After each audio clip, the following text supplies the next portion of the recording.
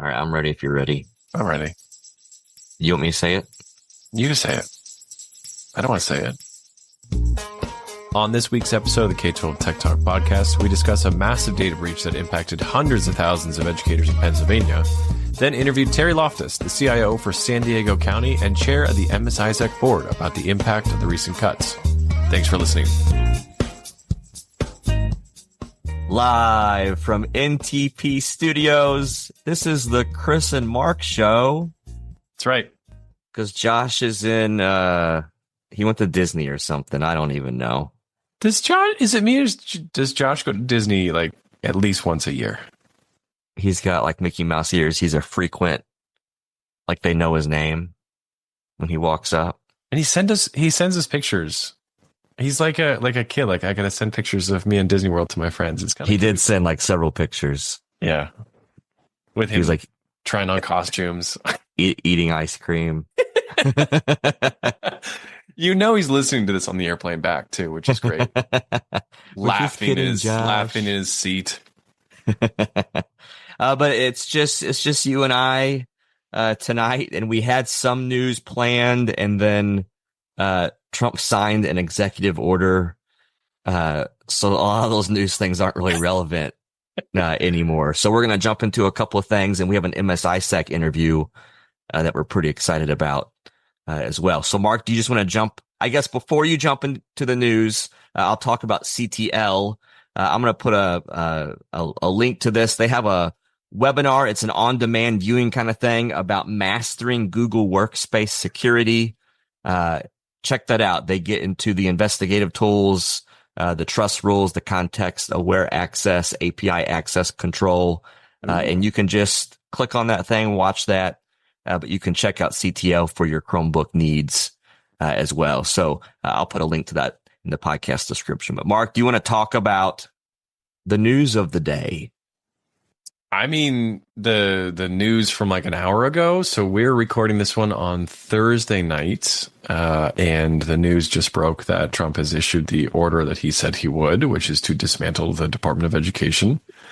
There's not a lot of details in it. It is really more of a written order to say that we're going to start the dismantling of it.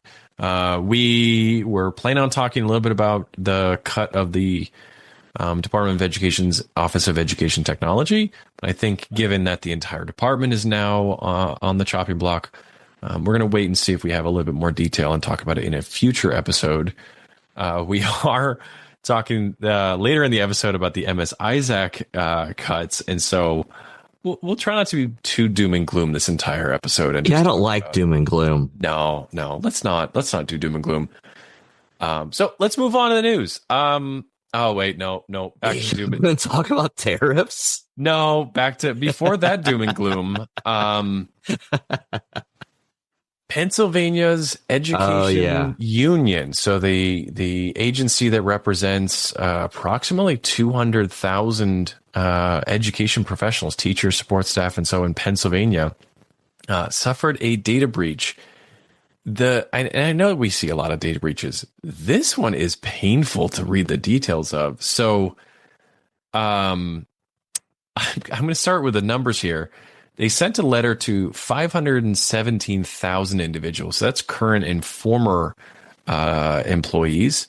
Okay. And this is where it gets really painful. The letter just came out. Here we're recording this at the end of March. The attack actually occurred somewhere around July 6th, so 8 months ago. Quick turnaround. Yeah, quick turnaround there. Way to go, Pennsylvania.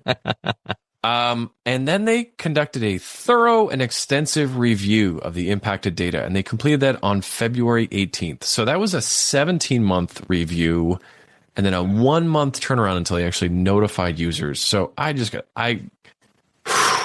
yeah, that's a brutal timeline. That, they were nice enough to say that they have not seen any evidence of information being used. But when you read about what information was stolen through this, the 8-month delay between when the attack occurred and when they actually notified users is, I'm not going to use the word borderline criminal, but just listen to this list here. PSEA says the stolen information varies by individual and consists of personal, financial, and health data, including driver's license or state IDs, social security numbers, account PINs, security codes, payment card information, passport information, taxpayer ID numbers, credentials, health insurance, and medical information. That's everything, right? That's it. That's pack it up. It's over. And the attackers did claim the breach was on September 9th. So, giving them the benefit of the doubt and saying, well, maybe they didn't find out until later in the summer or in the fall. That's an extremely long period of time to not tell your users and your customers that type of information was breached. So, yeah, there's no we can't defend this very well. No. We gave PowerSchool pretty good grief, or some folks. Actually, we kind of gave PowerSchool some praises on how quick they got some information out, but they still took grief. Right? They did. But this is why, this is what we're used to is these data breaches coming back after months and months and months. And PowerSchool, they got grief for not turning around within 24 or 48 hours. But that was a 7-day turnaround that PowerSchool turned around. And you look at this and you're like, well, so it happened in July. The bad guys claimed it in September. Even September. Even if we try to play a game where we're like, well, maybe they didn't know until September. Well, it's March. Yeah. So you can't give any of this timeline.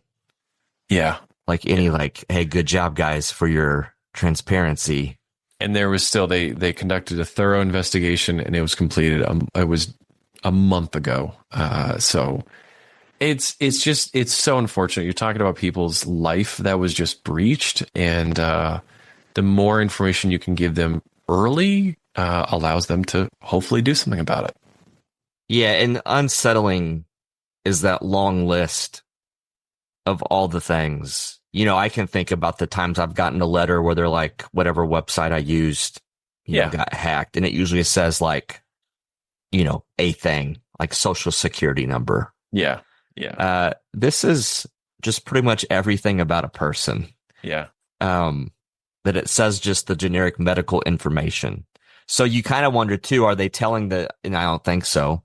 It just says that it varies by individual. So you got notified that here's the long list of things that potentially is just sitting out there. Right. Not cool. You mentioned when you get those breach notifications. Have you gotten tired of getting those? Because I don't know about you. I just get so many of them. I've almost become numb to them. When I was saying that out loud, I couldn't think of the last one I got because they kind of happen. Yeah. So maybe it's not a big deal. Yeah. So if you're hacked, wait to tell your people. It's not a big deal. Yeah. You know what? Here, Chris, what is your social security number? Just will you beep it out? I mean, I'll beep most of it out. Anyways. So yeah, I think we will, we're going to spend the later part of this episode more on news on the MS-ISAC news, and we'll come back in a future episode with more updates on the Department of Education. Obviously, it is all breaking, and what we want to do is try to boil it down to what's the impact on education technology. So we're going to hold off on sharing more news, but we'll pivot now and give the survey results. Yeah, so we came up with this in the midst of the last episode, and we actually did some follow through. Sometimes we're good at follow through. We posted on K12 Tech Pro, and Mark, my computer's spazzing out. Actually, yep. You want me to go through? Yeah. We posted, are you seeing any tech quotes or purchases impacted by tariffs? We've talked about tariffs quite a lot lately. If so, is it a yes or a no? And then if you could leave some comments. So we had a lot of people respond. Do you remember what the yes was, Chris? How many districts? 64%. That's a good percentage of districts that are already seeing impacts of tariffs. Yeah, I felt like this was an early ask of this question. Yeah. I was thinking more like April, May, we'll really start to see is tariffs going to impact K-12 technology. But I mean, we posted this after last week. Yep. Uh, and in a week's time, we got these results, and it's a 64% yes. Districts on K-12 Tech Pro are seeing the impact of tariffs. Yeah, multiple people have talked about how vendors are telling me that quotes are no longer valid, so they've got to be requoted. Some people are saying their vendors are saying to 10 to 15% on goods from China, 25 from Mexico. The one that shocked me the most, we were talking about this before the show. One person posted a screenshot of a quote, and this is for laminating rolls, but obviously Random. technology oversees some random stuff related to that. There's a line item on the quote for tariffs. Yeah, it says part number tariff. No, that's crazy. It is a bold move. I did the math here. It's only a 4% increase, but no, I take that back. That was I was on each item, so there was 8 items on here. So you're looking at 15% or so overall. Okay, yeah, but that's a crazy amount. Crazy thing to see on a quote. You're actually seeing tariff put right there on the quote itself. Yeah, I was surprised by that one. There were several that were talking about a particular Chromebook brand company. Yep. Then it was like they get a quote, and if they didn't pull the trigger that day they were kind of told like, "Hey, reach back out. It's different tomorrow." Yeah. And that was real. The dollar amount was actually changing. Now, Mark, this begs some question, I think. Do you think these companies are taking advantage of this at all? Do you think this is all legit? Do you think there's in the middle there? What do you think? It's really hard to say. I think given what we've heard people on K-12 Tech Pro talking about tariffs and seeing requotes and stuff since before the tariffs actually went into effect. So yeah. I think there's a little bit of, yes, absolutely. There are products that have already been impacted by tariffs. I think there's a little bit of vendors being proactive and letting people know, like, hey, these things are going to go up. I hope that there is not people artificially inflating costs or blaming cost increases on tariffs when it's not the real reason, but you never know. Yeah, I don't. I think I've seen this at least once, and it rubs me wrong. I don't want to see vendors telling me about tariffs, and it feels like a scare tactic for me to go ahead and order the thing. Yeah. I don't like that at all. I more think if we're over the purchasing in our school districts, this is probably the time, as much as we might love 1-2 vendors that we work with all the time, it might be the good time to, get your 3, 4, 5, try a couple different companies that maybe you don't get quotes from all the time, just to make sure you're being a good steward of the money still, and that you're not playing like a tariff game or whatever. Yeah, and we've talked about on previous episodes too that most of the tariffs are impacting your devices, your laptops and computers, and that's what we heard in the comments too. That's something that's relatively easy to switch between vendors. When you get into the more heavy duty stuff, your network equipment, obviously that's very, very difficult to switch network providers. But, those are actually less, there's a little bit more of a buffer between those devices and those types of technologies and tariffs, hopefully. So we'll see. Jeez. All right. Well, we were going back and forth on what to do for the next survey, and we had way too many political comments, and we said, let's steer away from political topics. And let's keep it easy. Let's keep it easy, and let's talk about something that we've talked about quite a lot on this episode. Chris, what's the next? So we're going to post this thing on K-12 Tech Pro, and if you're not on K-12 Tech Pro, you should be, but you can also just email us and tell us what this answer is, and we'll include that in the final percentages. But are you looking at student MFA is the question. And then the choices are going to be like, probably in the next year, or probably 2 to 3 years away, or you think it's like 3+ years away, or you don't want to talk about it. Can we add another choice that's like, I'm still working on staff MFA? Yeah, maybe that should be. I don't want to talk about it / and or student MFA. Like what? What is that? Right. Yeah, we should probably dig into that some. So, Mark, we are gearing up for the COSIN conference. Yeah. That's coming up pretty quick. That'll be March 31st through April 2nd. I was talking to someone earlier today that said that they'll see me there.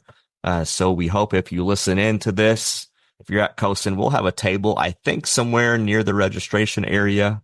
We'll be doing interviews, but we'll have stickers and pins and whatever stuff. So come and hang out with us, shake our hands. We love to talk to you. We'll give you some K12 Tech Pro, K12 Tech Talk podcast swag as well. And trips like that are made possible thanks to Lightspeed. Check out lightspeedsystems.com for their content filter and more. Fortinet is a proud sponsor of the K12 Tech Talk podcast. You can email Chris Illingworth over there at fortinetpodcast@fortinet.com. And ClassLink. They do your rostering and more. Check out classlink.com. But we're excited about COSIN. We'll also, I think not many weeks after that, we're going to the Indiana CTO clinic. That'll be all three of us. We're excited about that trip as well. Super exciting. All right. Next up, what's next on the, we got the main topic here. The main event. So we know that Josh comes on here and he's on the MS-ISAC Executive Committee and he knows his stuff. But Mark, we were like, Josh isn't enough. We need more. Be honest. We didn't trust Josh. Yeah. Can you trust a Josh? Yeah. We needed a second opinion. So we, the three of us, interviewed Terry Loftus. He's the chair of the MS-ISAC committee. We got to do a good sit down with him, asked him several questions. He gives a great overview of what MS-ISAC does for schools and organizations that it impacts, and then what these cuts mean. We promise we are not a political podcast, and we promise that we try to ride in the middle. And if you've hung out with us for a while, you know that we might even have differing political opinions about things, but we just need to talk about what's going on because it is going on. We do always promise to talk about K-12 tech news. I don't like all the doom and gloom and the cuts and all the stuff, the DOE thing. Like, it's not fun conversation to talk about, right, Mark? But yeah. And we've also tried to say, whenever we talk about these kind of high level political conversations, we want to try to boil it down to what does this impact you, or how does this impact you at the district? So hopefully you find a little bit of value in that. Here's that interview. So with us, we have the pleasure of having Mr. Terry Loftus with us. I met Terry, I guess back in June when I attended the MS-ISAC conference as a newly elected board member, not quite installed yet. And Terry has since then been promoted to the chair of the MS-ISAC committee. Yay, Terry. Terry is the other K-12 representative, and you are an assistant superintendent at San Diego County Office of Education, if I'm correct. And we brought you on. I know last week we talked about MS-ISAC funding cuts from a public perspective, all the information that was public at the time. I didn't really share any, how the sausage is made information that had been going on behind the scenes. But now the letter from CIS has gone out. So we're bringing you on for more of a official statement, kind of to walk through what maybe might be coming down the road, what options, what other resources are available, that kind of thing. So did I get your introduction right? Did I miss anything? You nailed it. And I'm particularly honored to have been voted by the executive committee to the chair role. which from what I understand is the first time a K-12 person has been the chair for the 21 years that Cool. MS-ISAC has been in existence. So like Josh and all of you, my heart, my passion is all in K-12. And so, whatever we can do to advocate and support and help each other is always a good thing. So it's great to have gotten to know Josh through the executive committee. I think it's the one thing that's a little perplexing for me, Chris and Mark, is that when we get together for meetings, Josh is hilarious. He's funny. He posts things. Yet I listen to this podcast and I don't hear any of that. As the humor piece is just not there. He's lame. Dr. Jekyll and Hyde type situation. We get a lot of complaints. We get a lot of complaints. I thought I was funnier on the show than I was in person, so I guess I need to amp it up a little bit. Please don't. Yeah. That was all sarcastic. I know that there's some good-natured ribbing that's always taking place, and sometimes monkeys. So yes, I was going to say, Terry, you are in the high echelon of people that have been guests on this podcast. Jack Sider and Tanya Haddock's Crazy Chimp Lady from HBO. Right. And now we know where to get a steak in the Ozarks. So. Yes. Well, you'll have to come to the conference this July and we can take you. I will show you where to get a good steak at Lake of the Ozarks. So all of that aside, give us an overview of the MS-ISAC and kind of address the funding. What sources of funding does the MS-ISAC have? Yeah. Thank you for starting at the least exciting part. Let's get into the details. And it is a little bit dry, but I think, Josh, kidding aside, I think it's a really good question because a lot of people don't know, well, where does money magically appear from? Who controls it? Who's in charge? So just to give kind of if you're thinking of the old school game Chutes and Ladders, I'm going to kind of go through the boxes here and just give you the high level view. Really everything begins with a presidential budget, which then is passed to Congress, which provides funding for the MS-ISAC through its budget appropriation for the Department of Homeland Security, or DHS. The funding instrument, or that vehicle as to how that flows to MS-ISAC, is what's known as a CA, or a cooperative agreement. And that's essentially a cooperative agreement between DHS, a portion of DHS, which we all know as CISA, the Cybersecurity Infrastructure and Security Agency, and then the Center for Internet Security. So we've got a lot of security and internet and so forth in those titles, but the fact of the matter is there's really two entities, with CIS being the not-for-profit that is essentially home to the MS-ISAC and the EI-ISAC. And this cooperative agreement is, without going too far into the weeds, is this legal instrument of financial assistance between, the federal government, and a non-federal entity. So again, CIS, to carry out, quote, authorized public purpose. So you can kind of think of it like a grant, but under a cooperative agreement, CISA is really directed to support and stimulate the activities of the MS-ISAC. But the language is that it's not to assume direction, prime responsibility, or a dominant role in the activities, meaning that they are in a way, CISA is managing the paperwork or the documentation, really kind of facilitating or doing some of the logistics. And MS-ISAC really is to drive how services are crafted, what services are provided, how things are prioritized, because the expectation is that the MS-ISAC is ground level, like with the executive committee, which we'll talk about in a minute. We're made up of members. There's over 18,000 members, and it's critically important that there is insights and feedback as to what is needed out in the field, because our federal friends sometimes in their bubble don't have visibility or an understanding as to what's happening in a small rural town or a tribal community or a small K-12 school.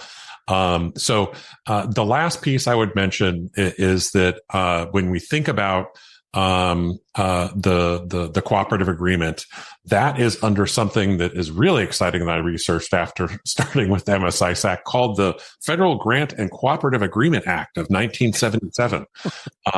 Highly recommend if you need some good nighttime reading to fall asleep. That's a good one. But ultimately, the reason I even bring it up is the language is the principal purpose of both of these relations. So DHS, CISA, and CIS is to transfer value from federal to state, local, and private organizations. And the task must never shift that it's being performed for the agency, meaning that I can't take that money and say, you know what, we're going to stand up this other program, or we're going to hire 50 more people, or that's not what that money is for. And so the reason I even bring this up today is because there's been a lot of rhetoric recently about, hey, what's effective and efficient? We have, a number of agencies that are under scrutiny currently. And there's a lot of talk about taking dollars and pushing them out to the states, get them local, get them out to the folks out in the field. And I actually subscribe to that mindset. But what we're seeing happening in Washington isn't necessarily that. And I think people don't realize that the MS-ISAC is exactly what they're striving to deliver on, right? And so that's why it's so confusing to so many members. Like, well, wait a minute here. This isn't money that's going to DHS to do X. This is money that through the cooperative agreement flows to MS-ISAC exclusively for local and state entities and those in the SLTT community. So that, again, not to belabor the point, but when people say, well, hey, we're doing this, when DHS posts on their Twitter account, their X, that, hey, we saved $10 million of federal money. Not really. It's that money that was pipelined directly out to local agencies and entities in the SLTT community. So it's a bit of a misnomer that as you cut those dollars, that somehow that was going to federal agencies when it absolutely was not. And it's not like they could reuse that $10 million in a project for DHS, right? Like those are earmarked dollars that can't be reused elsewhere. Interesting. Yeah, just a little bit of housekeeping. We do have a strict 4 acronym limit on each episode, and so Terry, I just want to just do a little bit of a count here. You've exceeded your count. Yeah, 37, I think, is what you hit. That was a hard limit. Yeah, you have a jar that I should be tossing a quarter into each time. Is that how? No, what happens is just we just bleep all the extra ones, so it just sounds like you're swearing over and over again. So. Follow-up question here. So I think you may have kind of buried the lead here. So how much funding was just cut from MS-ISAC? So there's 2 elements. One, I won't go into too deeply. One, it has to do with the elections ISAC or the EI-ISAC. CIS was notified that all remaining funding was suspended on February 14th.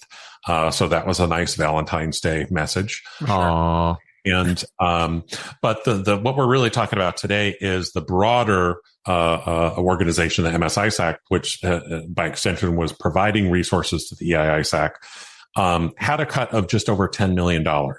And, what I think is already public knowledge is that there was 10 categories. And that unto itself is nuanced. And we can talk about that a little bit, as far as what some of those things are at kind of a high level. And then there is I think some, let's say lack of agreement as far as, are they indeed redundant? Are they indeed services that CISA is already doing or someone else is already doing? And I think both sides could probably point to yes, no, or otherwise. So, but as far as, services, Mark, that's what's provided by MS-ISAC. I'll take just a super quick step back and say that some of the things that are normally provided. So let's hit the, rewind button and go back a couple of years. The MS-ISAC for decades has been doing things like the 24/7/365 SOC, Security Operations Center, threat intelligence, domain monitoring, incident response, forensics. Many folks are familiar with the Albert network sensors for gathering information, endpoint detection and response software. Protective DNS, which is titled Malicious Domain Blocking and Reporting, or MDBR. Thank you for catching yourself on that one. Just that one. Yeah. a lot of training, tabletop exercises, education, vulnerability management. I mean, there's a whole laundry list of services. And so when we think about it, you could probably place it into two buckets, right? One is some of those technical tools, applications, software, those types of services. So again, endpoint detection and response, which is currently and previously provided through partnership with CrowdStrike. Tools like the malicious domain blocking and reporting that helps protect DNS. And then there's the things that have to do with more human driven. So engagement activities, doing threat analysis and taking, those inputs, the data that's flowing in. How do we turn that into something that is actionable, that our SLTT community, that it makes sense for, that it's something that, oh, hey, there's been an incident with PowerSchool or somebody else. Well, what does that actually mean? What happened? Let's get a better understanding so we can look at our own systems. Right? Let's say, for example, with PowerSchool, maybe you wanted to shut off remote access. Why would you ever want to do that? No idea. No, I leave it wide open. Yeah, so as far as what has gone away, and again, we've got a little bit of a tightrope here because it's about, we also want to maintain those positive relationships with various federal agencies. So I'm going to put my K-12 hat on and my current role as a assistant superintendent and CIO, and say that I'll point out a few things. So the human element or the engagement piece has been eliminated. So what does that mean, right? Someone could look at engagement and say, well, that sounds fluffy and spongy and we're not getting a whole lot out of it. But that literally equates to MS-ISAC does hundreds of annual security webinars, urgent topic membership calls, provides training opportunities. It's also a primary source of education and insights on SLTT specific emerging threats, best security practices, recommended mitigations, and those types of things that are, again, it's not just a notice that, hey, here's what's going on out here in the wild. It's, hey, if you're an SLTT, if you're a town, a tribal community, a K-12 school, this is relevant to you. So we're going to cut through all the noise and say, here are the key things you should be keeping an eye on and how to address those, in addition to the ongoing training, the annual meeting, and all of those elements. So essentially, in the what was sent to CIS is those things have been cut or suspended. And so, as of today, as of right now, and I don't have a complete insight into what CIS has as far as plans and managing this cooperative agreement, but they've said that this is mission critical work, and at least for the next few months until we can, figure out what some of this means, because we've seen a lot of things happening in Washington that are sometimes reversed or changed or pivot, that we're going to keep doing these things. So one example is, we would not have, like we had today, we're on March 17th here. There was a K-12 call, a webinar that took place where people could get together, go over a report that was crafted by the MS-ISAC based on K-12 member feedback, and have a session around that and talk about challenges, talk about opportunities, etc. So those are the types of very real things that go away under this reduction of funding. The other things that are concerning to me is there is a cyber threat intelligence team that is run with MS-ISAC, and they're really responsible, again, for sector-specific analysis of cyber threats. We know there's a million threats out there. There's, a lot of things to consider. But what are relevant? If I am a tech person in a small district and I'm an army of one, I don't have time to research lots of websites and go to different places and learn about the different threats. I want someone to pipeline, like, what is relevant to me? So those types of things, intrusion analysis will no longer be shared with the SLTT community. Threat signatures that are distributed by MS-ISAC to members, those that are developed by the cyber threat intelligence team will be halted. So, not to be doom and gloom, but those are when people say, hey, there was a reduction that no one's going to notice. People are very much going to notice. And that's why there's a lot of concern out in our community, in K-12 and in other SLTT partner communities, because for the most part, none of us are large financial institutions or big companies that have lots of funding and resources. For the most part, SLTT is like us, right? We're under resourced and just simply fighting battles that are in cyberspace that are far more challenging and complex than we should really be doing on our own. Terry, that's one of the things that I've always liked, that MS-ISAC can distill those alerts. It's one thing that a vulnerability gets added to the Kev catalog from CISA, or an alert gets sent out saying, hey, we found this new vulnerability in Windows.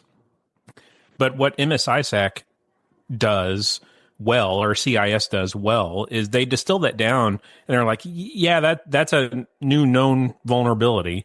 But the likelihood of it really taking place in our environment or our sphere of impact in the SLTT is pretty small. So yes, it's something to be aware about, but not necessarily worry that much about it. That's one thing that I appreciate from the MS-ISAC and their alerts. It's that I don't know how else to put it. The likelihood of impact type scenario that they're really good at. That's well said. I mean, within SLTT, we've got friends from the water and wastewater community, for example. So I know I'm getting off track with K-12 a little bit, but we've got a friend who's on the executive committee with us, and it's a publicly owned utility. And for them, they need to know about attacks on industrial control systems and SCADA systems, right? And so they may or may not care that, a certain firewall vendor had an issue. They care about the technology that they're using in their environments. And those services that they provide, again, aren't to some abstract, group. These are everyday Americans that are recipients, much like our families and communities that are served through K-12. We can just say it. It's always the HVAC systems, right? Those industrial controls and the HVAC systems. I don't think I realized until just now that the budget that was reduced was $10 million, which is, back of the envelope, that's like the size of a small school, right? That's not a significant amount. Right. And I know that we're not always in the room. We don't know how these conversations are had or made, but is the idea that the services will essentially shift to CISA, or, as we've heard a lot in the common political environment right now, that the services will shift down to the states? Because $10 million is not a lot to pass on to states. Yeah. No, that's a great question, Mark. And a couple things I would say. One, so that 10 million represents approximately half of the current annual budget. So not the entire budget. The current budget is about 27 million. And then there was an EI-ISAC portion, of course, that was also cut out. So, again, these are very just, rough numbers. But two things. One is, even the entire $27 million budget is very, very small in the whole scheme of things, right? I think that, Josh said it well on your last conversation about, CISA's budget is over $3 billion. And DHS is $89.3 billion last year. Yeah. So when we talk about these types of numbers, these are really microscopic. The second thing is, that's the part that's particularly frustrating to me, is I'm not necessarily against pushing things, resources, dollars, et cetera, out to the states, but literally this cooperative agreement is that. So when they say we're cutting that, there isn't something else. This was already being pipelined directly out to local entities, to states, specific to the SLTT community. And this is being cut off. And no, there no reallocation or other way that this money is going out, that at least that I know of. So it's truly a loss for those out in the field. So state of worry. If the average listener is a K-12 tech or tech director in a district that subscribes to services, they're a member of the distribution list that gets the alerts from MS-ISAC, or they've had to call the SOC for assistance on something. At this point, should their hair be on fire in panic mode? We've heard from CIS that says they're going to continue those mission critical projects for the time being. Do they need to start looking for alternate resources like K-12 Tech Pro or K-12 6? What should, we said it last episode, the more options that you have the better you are. Is it that point to start fact finding and looking for something, or should we kind of see how it goes for the next couple months? Yeah. That's a great question, because we do need to think about what the future is going to look like. And again, I appreciate what CIS is doing right now. But I also know that that's not necessarily money that they have laying around. And so right.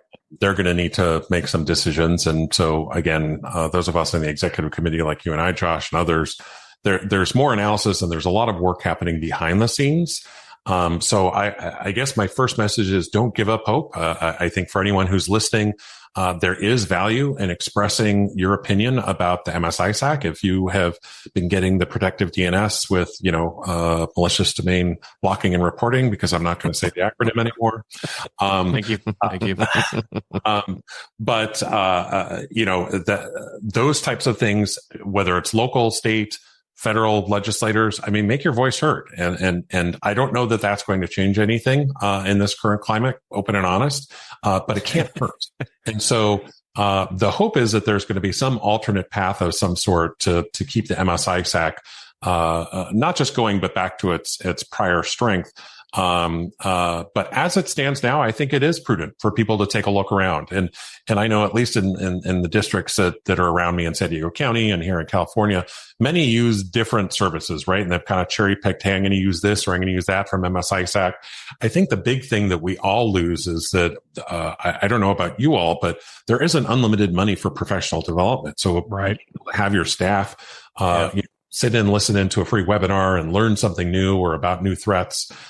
Is very valuable. But those people that are using specific services, they might start to think about, all right, where do I go from here? And the other challenge that we all know, being in K-12 or K-12 previously, is that, there's also budget cycles, right? We can't in the middle of a budget year randomly say, oh, by the way, I need to pay for this protective DNS service because this thing is away from MS-ISAC. So I would say we do need to be forward looking and think about, all right, what are those alternate options?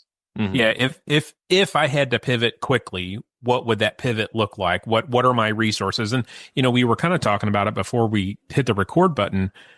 Those local resources, those local networks are huge. Chris, you and I here in Missouri, MoreNet is big. It's been around forever and a day. K-12 Tech Pro is big in our state. The support that we give local districts, we just had all those tornadoes roll through, and Bill down at Raleigh said the amount of school districts that have reached out to him offering spare access points or spare switches to get them back up and running. There's a lot to be said about that local communication, that local cohort of individuals as well. Yeah. We know that there's greatness in local, and that a lot of states have great things going on as well. The whole that happens with MS-ISAC is the goals and objectives that MS-ISAC adheres to, unified California to Missouri. Right. Single voice. Yes. And that trickle down effect, where we know that we're getting the same information, to every state, all the way down to the boots on the ground. I think that's the biggest, but yes, we can lock arms and, be the small armies again that become one, but there's going to be this big shift, where that unified feeling kind of goes away if you were big into MS-ISAC and what it offered. Chris, I was starting to get the feeling that you were going to say form a drum circle, but we might, but maybe not. No, but it's a good point, and we've got these state level organizations that are fabulous, and there is value in that, in the community, in the collaboration. But you're absolutely right. The MS-ISAC is providing something different.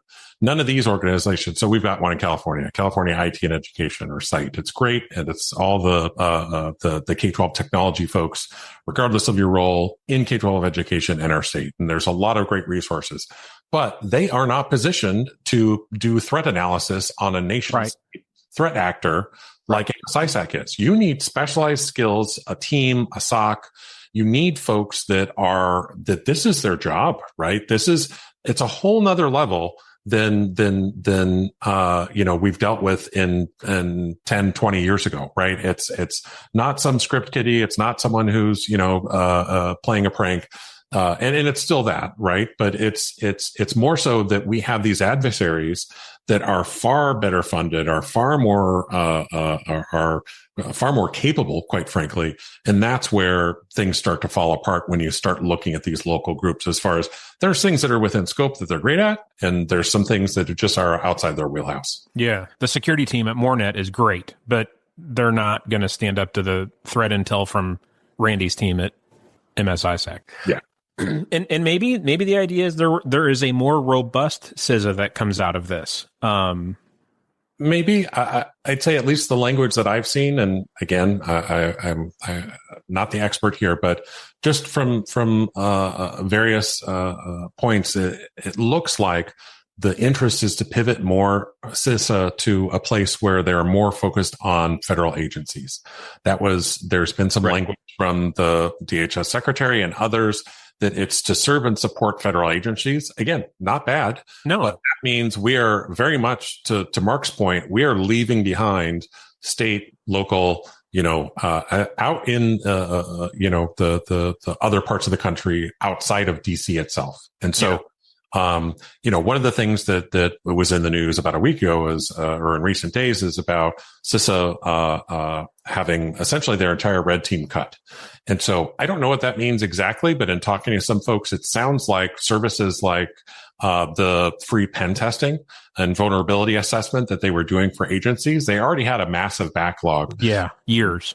Agencies. I mean, we waited almost 2 years and decided to go a different direction, but some people were receiving those services, and that's great. And high quality pen test or vulnerability assessment can be expensive. It can be 40, 50, 80 grand or more.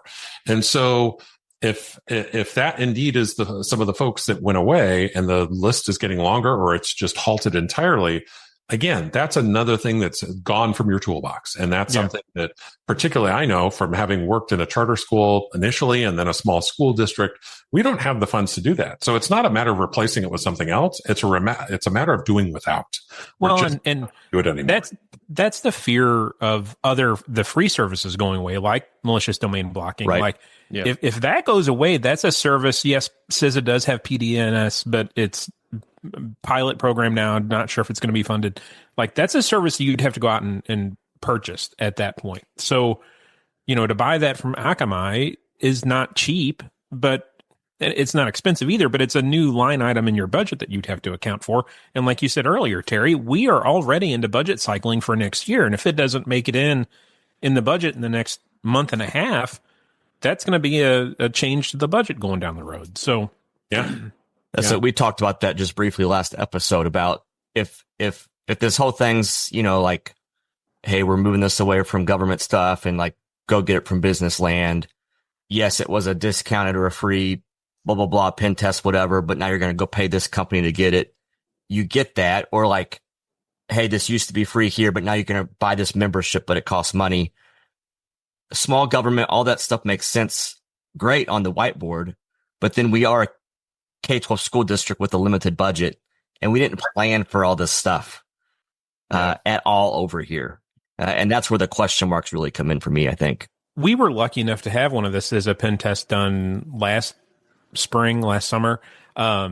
It's one thing to be able to go to your superintendent and say, we just had a pen test done by CISA, by the feds, the cyber arm of the feds, and we did pretty darn well. It's a different thing to say, hey, we just had this pen test done by a company that we're paying, and they said we're really good. Yeah. Like that's a different conversation. Or that you're really terrible, and therefore you need to buy all these other services. Exactly. Because, no, that's really, really hard. And again, you bring up a good point, Chris, because it's as we're talking here and budget cycles and so forth, but people outside of K-12 might not understand that just saying, oh, I'm going to get it in the budget and I got to give up this other thing. In many cases, you can't budget for it. Like you're not going to have the dollars. It's just something that you are going to have to go without, that you will not have that tool, that resource, that capability. And that's rough in K-12 because we're not, private sector where we can make more widgets and have more income. It's about our students and attendance and all of those elements. And so It's kind of a zero sum game in education. And so, it's a really tough call as to if you even go after a paid solution for some of these things. Yeah. Well, not to be all doom and gloom, but I feel like Too late. Yeah, I know. Both you guys, 2 peas in a pod. I feel like we need to come up with a nice meme, Terry, that CIS and MS-ISAC put on all the socials, like a little silhouette of Albert and say Albert's not dead or Albert's alive and well.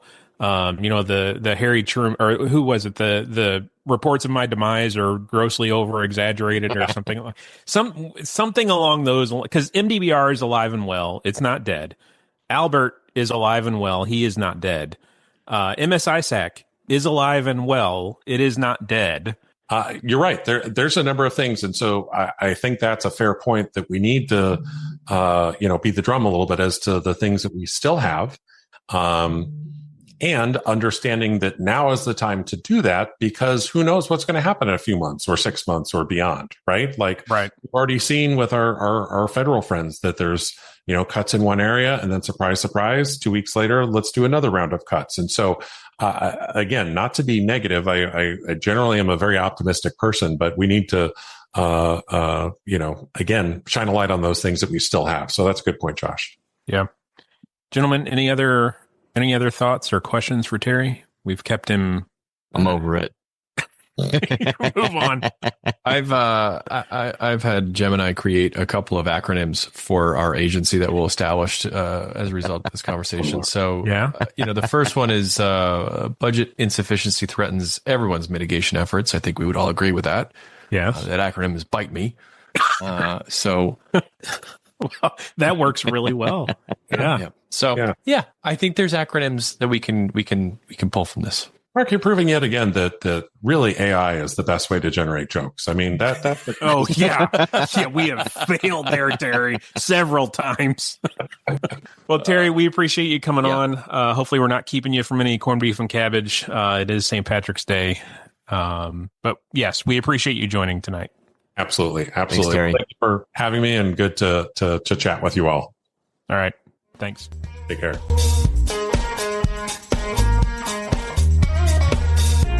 We might not be the same.